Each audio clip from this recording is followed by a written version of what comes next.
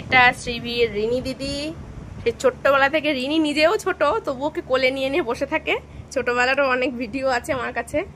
সে একদম লেদু ছিল শ্রীবি, ঘাড় শক্ত হয়েছিল না, এরকম লেলু বেলু করতো। তখনকার দিনেরও ভিডিও ছাড়া আছে।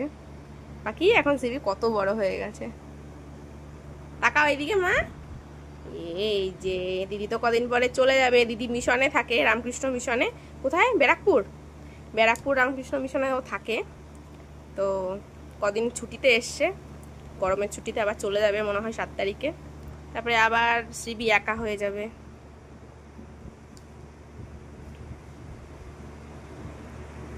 দিদি তোমাকে কি এনে দিয়েছিল গোবরডাঙ্গা মেলা থেকে?